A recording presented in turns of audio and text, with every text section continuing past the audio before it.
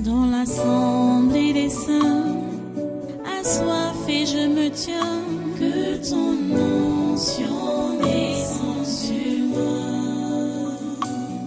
Conscient que mon destin est dans le creux de ta main, que ton onction descende sur moi. Je suis disposé, assoiffé, que ton onction descende sur moi. Je suis disposé, assoiffé,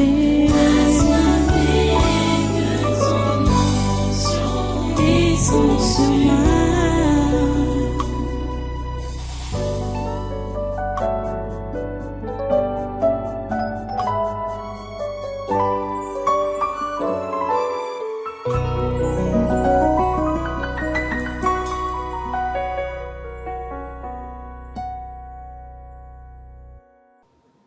Alléluia. Merci Jésus pour tout ce que tu fais. Reçois toute la gloire et toute l'adoration. Alléluia. Ok, nous allons, assois-toi, assemblée. Nous allons maintenant passer à l'étranger. Allons en Afrique. Il y a certaines vidéos, certaines situations qu'on va voir en Afrique et prier Dieu pour ça. Allons au Burkina Faso. Au Burkina, vous savez, même les banques, nos banques africaines ici, là, travaillent souvent pour le compte de l'Occident. Hein? Parce que ces gens-là sont dans les sectes. Et quand ils reçoivent des ordres de leur chef hiérarchique, ils exécutent seulement. C'est-à-dire, l'amour de la nation, le patriotisme, ça n'existe pas chez eux. Donc, au Burkina Faso, les banques sont en train de bloquer l'argent de l'État. Donc, Traoré a exigé que les banques décaissent des fonds. Regardez la vidéo. Le Burkina Faso veut récupérer une partie de l'argent de l'État déposé dans les banques. On te raconte. Lors du face-à-face qu'il a eu le jeudi 20 mars dernier avec les forces vives de la région du Plateau central, le capitaine Ibrahim Traoré, président du Burkina Faso, a déclaré: On veut notre argent pour faire du travail. Les gens trouvent qu'ils ne peuvent pas donner l'argent parce que ça va affaiblir leurs banques. Mais chaque année, les banques ont réalisé tant de milliards d'intérêts nets. Dans son intervention, Ibrahim Traoré fait référence au dépôt à terme, une somme d'argent placée dans une banque pour une période déterminée, en échange d'un taux d'intérêt fixe. Pendant cette période, le montant déposé est bloqué et ne peut être retiré, sauf sous certaines conditions. Ce que le président demande aux banques, c'est 25% du montant des dépôts à terme effectués par les entreprises publiques, un montant dont l'État aurait besoin pour éponger la dette intérieure. Ibrahim Traoré a rejeté les prêts du FMI et de la Banque mondiale, déclarant que l'Afrique n'a pas besoin de la Banque mondiale, du FMI, de l'Europe ou de l'Amérique. On dit de donner une partie de notre argent en banque et nous allons payer ces entreprises pour qu'elles puissent fonctionner, mais les gens sont en train de réfléchir avec l'argent, a déclaré le capitaine Ibrahim Traoré. Si fin mars les 25% ne sont pas là, nous passerons à autre chose, a-t-il déclaré à l'endroit des banques, à qui il a promis en cas de refus d'obtempérer une bagarre qui va soulever la poussière. C'est ce qui est normal. Les banques doivent décaisser les fonds. Cet argent-là n'est pas leur argent. C'est même le gouvernement qui met les fonds là-bas. On ne demande même pas beaucoup, tout, hein. 25% seulement que le gouvernement a demandé qu'il décaisse pour payer la dette intérieure. Et ils refusent parce que les Occidentaux veulent que le pays s'endette auprès de leur banque. Fonds monétaire international, hein, et ainsi de suite. Oui. En tout cas, nous suivons cette actualité. Parce que Traoré a dit qu'il va réagir énergiquement, il va passer à une autre vitesse.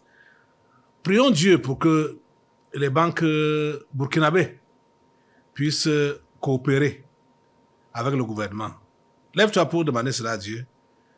Seigneur, s'il te plaît, permets que les directeurs de banques au Burkina Faso puisse coopérer avec le gouvernement au nom de Jésus pour le décaissement de l'argent. Seigneur, c'est notre prière. Permet qu'ils soient réellement des patriotistes, des patriotes, qu'ils soient des patriotes qui défendent la nation, qui défendent les intérêts de la patrie et qui veulent voir la patrie évoluer. S'il te plaît, Seigneur, fais-le. Au nom puissant de Jésus, nous avons prié. Amen. Assois-toi. Alors, l'autre sujet, c'est ce que Trump est en train de faire là-bas aux États-Unis. Chasser tout le monde, chasser tout le monde, chasser tout le monde. Donc, la secrétaire à la sécurité intérieure des États-Unis transmet un message du président Trump au monde entier. Donc, même à nous. En tout cas, ce n'est pas à moi. Parce que je n'ai rien à faire aux États-Unis. Jamais. Je n'ai même pas besoin de voyager pour aller aux États-Unis. Regardez que lui-même, Trump, quand je prie ici, Dieu le dépêche pour qu'il vienne dévoiler ces choses ici-là. Donc, je n'ai pas besoin de voyager pour aller aux États-Unis. Je n'ai pas besoin de ça. Ce sont des ignorants qui font des déplacements bêtes, des immigrations bêtes. Ce sont des ignorants. On n'a pas besoin d'aller là-bas. Nous sommes ici à Yaoundé, au Cameroun, au Tabernacle de la Liberté. Tout ce qui concerne le monde, tout ce qui se passe dans le monde entier, quand Dieu veut mettre un terme à ça, il dépêche ça ici. C'est-à-dire, il prend sa canne, il lance et il pêche, il tire comme un poisson. Ça vient ici. Je n'ai pas besoin de voyager. Même vous n'avez pas besoin de voyager. L'Afrique doit se développer. Ce n'est pas en allant à l'étranger qu'on va développer notre nation. Ce n'est pas ça. Tu dois développer ta nation étant sur place. Regardez la vidéo. I'm Kristi Noem, the United States Secretary of Homeland Security. Thank you, President Donald J. Trump, for securing our border and putting America first. Let me deliver a message from President Trump to the world. If you are considering entering America illegally, don't even think about it. Let me be clear. If you come to our country and you break our laws, we will hunt you down. Criminals are not welcome in the United States. For too long, weak leadership has left our borders wide open, flooding our communities with drugs, human trafficking, and violent criminals. Well, those days are over. Under President Trump, we are defending American families and restoring their safety. If you try to enter illegally, you will be caught. You will be removed, and you will never return. Follow the law, and you'll find opportunity. If you break it, you'll find consequences. Strong borders mean a stronger America. President Trump is making America safe again. Si vous êtes comme moi, vous dites à Trump, reste avec ton Amérique. Ça reste là-bas. Mais voilà donc comment lui prend des mesures. Les Africains font quoi en retour? Parce que même en diplomatie, il y a le système de réciprocité. Si les États-Unis font comme ça là, avec nos ressortissants, on doit aussi faire ça avec les ressortissants. Je ne pense même pas que les pays de l'Ouest là doivent continuer à entrer ici en Afrique sans visa. C'est anormal que ce soit ici. Il faut qu'il y ait la politique de réciprocité. Il faut que les présidents africains exigent aussi. Il faut, comme chez eux, c'est quoi? Ils envoient qui en Afrique? Ils envoient des voleurs. Ils envoient des voleurs pour voler notre or, voler notre pétrole, voler notre... Il faut qu'on les chasse aussi. Il faut qu'on les chasse. Ils vont dire quoi? Les États-Unis, c'est le paradis. C'est le paradis. qu'ils aillent là-bas avec ça. On va prendre un autre sujet. Ndayishimiye accuse le Rwanda de planifier une attaque contre le Burundi. Ça, c'est ce qui est évident, puisque nous savons que ce temps-ci, du moins, ce fantôme voudrait embraser toute l'Afrique avec l'esprit de génocide. Donc, le gouvernement rwandais veut embraser toute l'Afrique, commençant dans leur zone là, avec l'esprit de génocide. Donc, c'est ça qu'ils sont en train de faire ici là. Bon, cette accusation est fondée, même comme le Rwanda nie ça. Regardez la vidéo. Le président du Burundi accuse le Rwanda de vouloir lancer une attaque contre son pays. Evariste Ndayishimiye a déclaré qu'il avait pris connaissance de renseignements crédibles selon lesquels le Rwanda avait tenté de lancer un coup d'État il y a 10 ans au Burundi. Le chef d'État a ajouté que ces récentes informations s'apparentaient à ce qu'il fait actuellement en République démocratique du Congo. Le Rwanda a déjà riposté, qualifiant les commentaires du président burundais de surprenants et insistant sur le fait que les deux pays voisins coopèrent sur des plans de sécurité pour leurs frontières communes, fermées depuis plus d'1 an. Malgré les nombreuses preuves fournies par les Nations Unies, le Rwanda a toujours nié armer et soutenir le groupe rebelle M23 qui s'est récemment emparé de vastes régions de l'Est de la République démocratique du Congo aux côtés de troupes rwandaises. Le Rwanda a également nié avoir des liens avec le groupe rebelle résurgent Red Tabara qui, selon le président Ndayishimiye, est une force supplétive similaire au M23 et est soutenue par le Rwanda pour déstabiliser le Burundi. Au cœur des commentaires du président Evariste Ndayishimiye se trouvait un appel à la paix et à la mise en œuvre complète d'un accord entre les deux nations. Selon le Burundi, cet accord n'avait pas été honoré par le Rwanda. Je crois que je vais vous montrer les différentes vidéos de l'Afrique qui concernent l'Afrique, parce que c'est toujours les histoires d'insécurité. L'insécurité, c'est ça qui prévaut. Partout en Afrique. Donc, après ce que vous avez vu là, on parle d'une menace d'un haut gradé. Après la menace d'un haut gradé soudanais, le Tchad envisage de riposter. Vous voyez? Et c'est France 24 qui publie ça, qui parle de ça. Après la menace d'un haut gradé soudanais, le Tchad envisage de riposter. C'est dans France 24 qu'on a dit ça. Mais qu'est-ce qu'il y a? Regardez la vidéo. Les tensions entre le Soudan et le Tchad ne baissent pas d'un cran. Khartoum, par la voix d'un de ses hauts gradés, a menacé d'attaquer le Tchad ce week-end.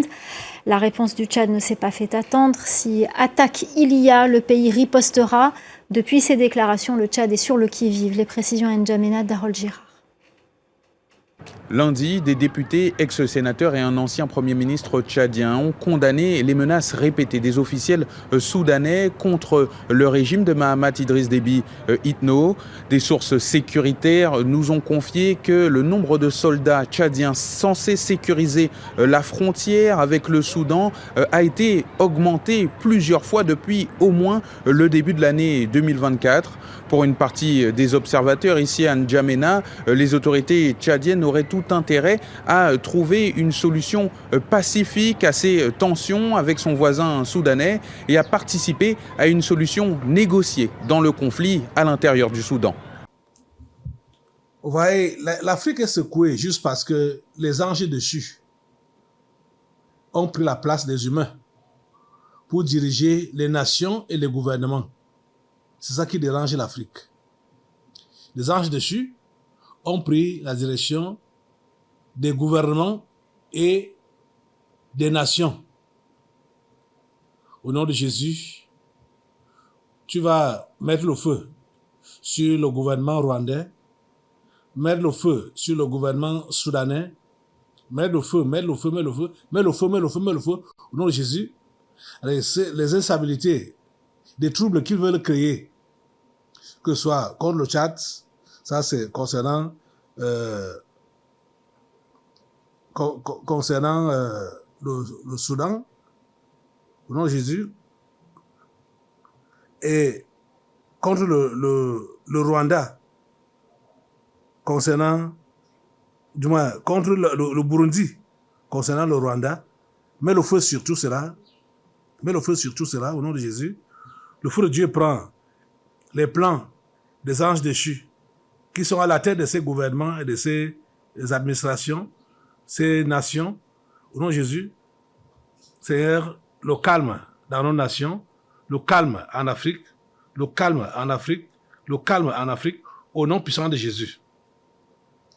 Merci Seigneur, parce que les menaces du haut gradé soudanais sont dans l'eau. C'est juste pour déstabiliser les nations. Seigneur, merci parce que tu arrêtes cela. Tu empêches que cela ait lieu. Au nom puissant de Jésus. Merci Seigneur. Alléluia. Amen. Assois-toi. Les amis, les Occidentaux ont mis l'Afrique en danger. L'Afrique est en danger. Franchement.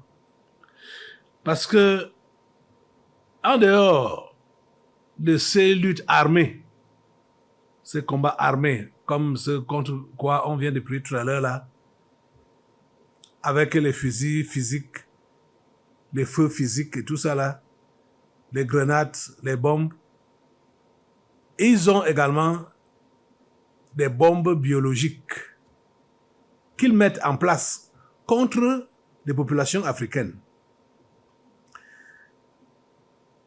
La RDC est beaucoup visée, Seigneur. Comme c'est le pays francophone le plus peuplé, les Occidentaux veulent le sang frais des humains. Et c'est la République démocratique du Congo qu'ils ont choisi pour leur livrer ce sang-là. On dit que l'épidémie, on a prétendu que c'était une épidémie non identifiée, avec 56 morts, est finalement due au paludisme. Vous comprenez ça? Ces gens, ils font ça volontairement. Ils le savent. Ils savent ce qu'ils font. Ils savent ce qu'ils font. Ils ont décidé de tuer les Congolais. Avec cette histoire. On les tue et on les dépouille. Parce qu'après les avoir tués, après avoir dit qu'il y a épidémie, il y a machin, il faut maintenant les remettre, ou le vaccin. L'État va s'endetter pour rien, pour recevoir la mort. L'État s'endette. C'est terrible. Oh Seigneur, s'il te plaît, arrête cela. Lève-toi assemblée pour demander à Dieu d'arrêter vraiment toutes ces manipulations. Avant ça, il faut que tu regardes d'abord. Regarde la vidéo. Regarde la vidéo. La République démocratique du Congo est désormais formelle. La maladie non identifiée qui a touché la province de l'Équateur début 2025 était le paludisme. Une confirmation après les résultats des tests de laboratoire effectués sur plusieurs échantillons. Plus de 900 cas de la maladie ont été enregistrés pour 52 décès en février déjà. Les responsables sanitaires congolais tergiversaient entre une intoxication alimentaire et le paludisme. La maladie est potentiellement mortelle et provoquée par des piqûres de certains moustiques. En décembre 2024, l'OMS estimait à 263 millions le nombre de cas de paludisme pour 597 000 décès dans 83 pays. Demande à Dieu vraiment de faire arrêter toutes ces machinations. Seigneur, s'il te plaît, arrête ces machinations. Arrête ces machinations au nom de Jésus. Arrête ces machinations, oh Dieu, s'il te plaît. Arrête cela, au nom puissant de Jésus. Seigneur, permets que l'Afrique puisse lever la tête. Oh Dieu. Ça, c'est un continent puissant que tu as mis dans ce monde. Le continent africain. Mais il est exploité. Il est d'abord dirigé par des bandits, par des voyous. par des anges déchus. Seigneur, permet que les humains créés à ton image puissent prendre la direction de chaque pays du continent et diriger ces pays vers leur destinée programmée par toi. Oh Dieu, s'il te plaît, fais-le. Au nom puissant de Jésus. Alléluia. Merci Seigneur. Assois-toi. Ok. On a maintenant notre dossier. Ça concerne Nicolas Sarkozy. On dit financement libyen de la campagne de Sarkozy. Place aux réquisitions. Vous savez que Sarkozy a été financé, sa campagne a été financée par Muammar Kadhafi. Mais après, il a décidé de tuer Muammar Kadhafi. Voilà l'Afrique, voilà ce que l'Afrique vit. Voilà ce que l'Afrique subit. Regardez, le cinéma, le théâtre qu'ils font là. Regardez ça. Nicolas Sarkozy est depuis ce mardi face au réquisitoire des procureurs du parquet national financier dans le cadre du procès sur les soupçons du financement libyen de sa campagne électorale en 2007. L'accusation va présenter ses preuves pendant 2 jours et demi avant ses réclamations jeudi.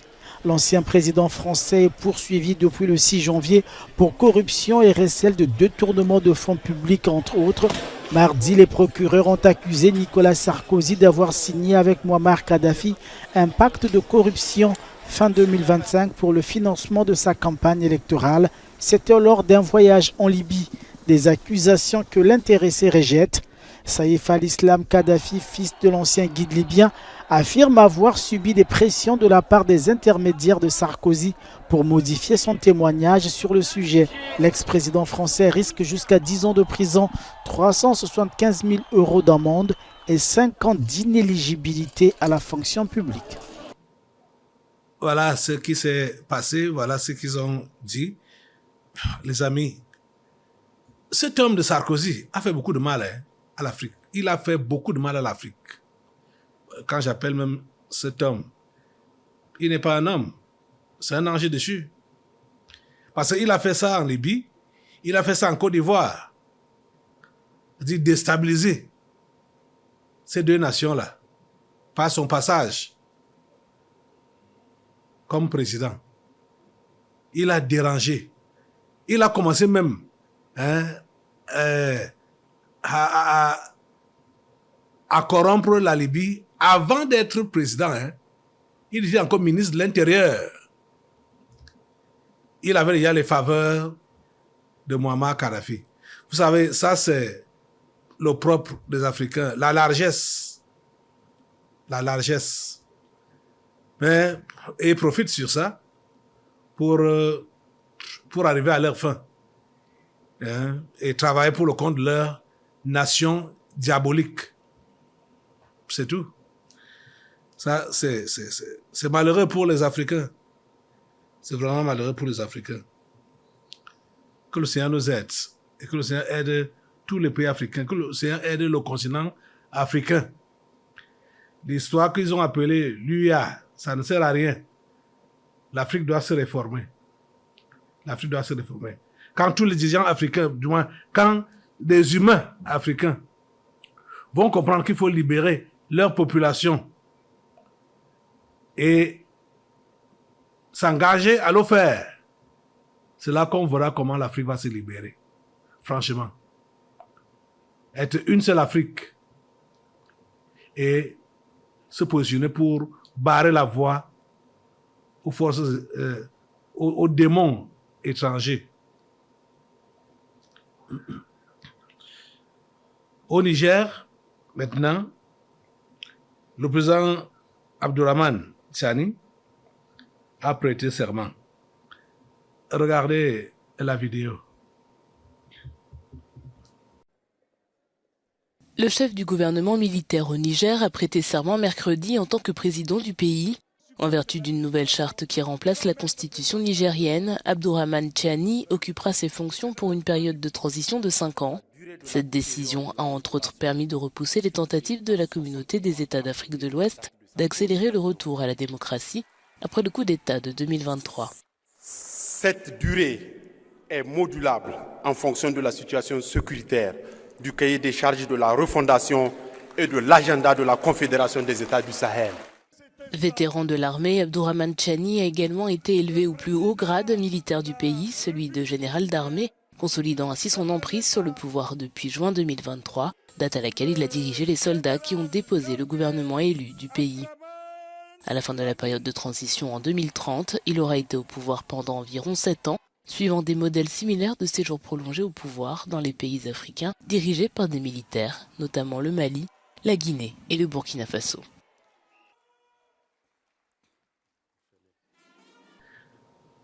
Voilà les pays de l'AES qui ont forcé de prendre leur indépendance. Oui. Les 3 pays-là, le Niger, le Mali et le Burkina Faso. C'est vrai que ce n'est pas de cette façon que tous les pays africains vont prendre leur indépendance, c'est-à-dire par les armes.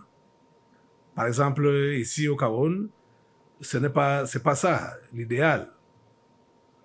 Mais au Mali, au Burkina Faso et au Niger, Dieu a permis que ce soit comme ça.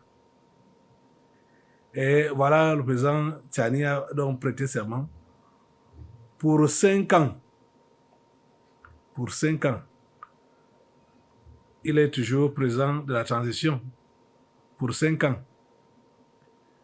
Donc, puisque ce qu'il devait mettre en place n'est pas encore mis en place, c'est pour cela qu'il s'est donné un temps de 5 ans pour mettre tout ça là en place. Il faut seulement que Dieu l'aide à réellement tout mettre en place et à convaincre les Nigériens, tous les humains qui sont au Nigeria, je veux dire, qui sont au Niger, ils puissent vraiment se mobiliser derrière lui pour que les choses se passent comme Dieu veut. Lève-toi pour prier Dieu pour ce que j'ai dit là. Lève-toi. Seigneur, nous te recommandons le général d'armée, Abdourahmane Tchani, qui dirige le Niger à l'heure actuelle. Permet que tous les humains qui sont au Niger puissent se mobiliser derrière lui afin de l'épauler à bien diriger leur nation vers les objectifs que tu as fixés toi-même. S'il te plaît, Seigneur, fais-le au nom puissant de Jésus. S'il te plaît, Seigneur, fais-le au nom puissant de Jésus. Merci, Père Saint, de nous écouter, de nous exaucer. Au nom puissant de Jésus, nous avons prié. Amen. Tu vas rester debout et nous allons maintenant passer à la parole. Dans l'assemblée des saints, assoiffé je me tiens, que ton onction descend sur moi. Conscient que mon destin